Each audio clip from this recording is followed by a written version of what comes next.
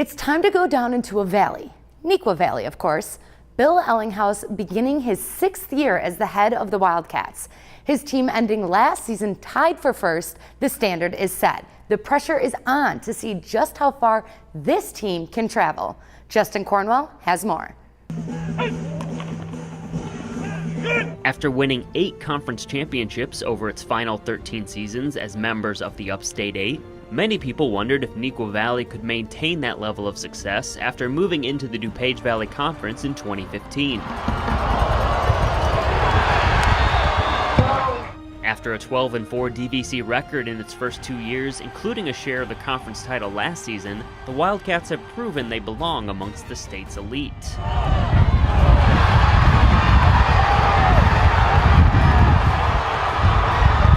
Last year, the Wildcats split time at quarterback between Jack Bastable and Jake Eskoff.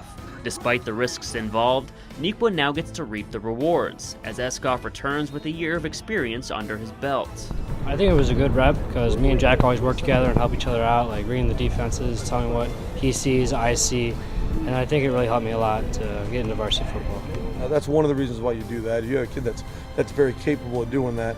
Certainly giving him that experience as a junior is going to hopefully be great for us this year. I mean, he's a senior. He's obviously played in every single game last year. He's got that varsity experience. He understands how fast the game is, how small the windows are for him to make his throws and stuff. And he's also gotten a lot stronger in the off season, and really excited to see what he's going to be able to do this year for us. Despite returning a starting signal caller, graduation emptied the wide receiver depth chart, which included 3 Division I players in Donnie Navarro, Owen Pichet, and Isaiah Robertson. But the Neuqua coaching staff has spent the entire offseason grooming the replacements for the open positions on the roster. Really, when we talk about coming into the season, I mean, our season starts really the weekend after Thanksgiving break. We start in the weight room. We try to get everybody that's not in another sport in the weight room. We start to see who's committed to getting stronger, getting themselves better, and being ready for varsity football. Obviously, you have your juniors that should be on the cusp and being ready because they've practiced out here, with the varsity team last year. So you're certainly looking at your juniors first, but then you have your sophomores that come up, and you want to see who's committed in the weight room first. Yeah, we're definitely going to have to need some guys to step up, like Noah Herdman. He's going to be a good player for us, good catcher. Zach Wenz, he's going to be a good catcher. Brant Stair has quick moves, and he can get open really easily, so we'll be good. Every time I step on the field, I'm just going to have confidence that I'm going to get open and I'm going to catch the ball. Coach Bill Ellinghouse will also be able to turn to senior running back Cameron Rawpaw, who found the end zone 12 times last season. The defense is also going through an overhaul, having to replace the team's top 9 tacklers. But defensive captains Mike Baumgartner and Trevor Tesmond are ready to step up. I feel like our defense has really come along this year, especially with graduating almost all of it from last season. But a lot of the new guys that are coming up, we got a few good linebackers. And last season was really about next man up.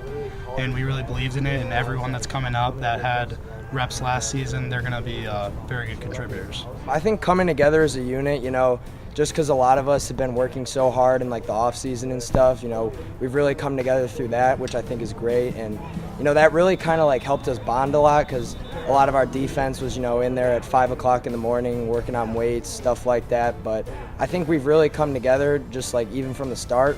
We've all been pretty good friends, in and outside of football. So I think that's going to be great, and it'll help us get to victory and get some W's this season.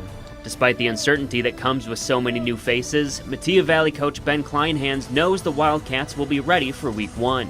Neuqua is so fundamentally sound, and it's going to be a physical game, and they're going to line up and run the football and see if you can stop it. And then on defense, they play a very athletic defense, and always have speed and aggression on defense, and they tend to get you behind the chains, make you do things you really don't want to do. And they're really good on special teams. So all 3 phases, they bring it the first week. In Week 3 of the schedule, Neuqua welcomes top rival Waubonsie Valley for the latest installment of the War of 204. NV ends the regular season looking to break through against Glenbard North, the only DVC opponent the Wildcats have yet to defeat since joining the conference. Making the playoffs for an 8th consecutive season, let alone winning another DVC championship, will be no easy feat. But the Neuqua Valley football program is always ready for a challenge. For Naperville Sports Weekly, I'm Justin Cornwell.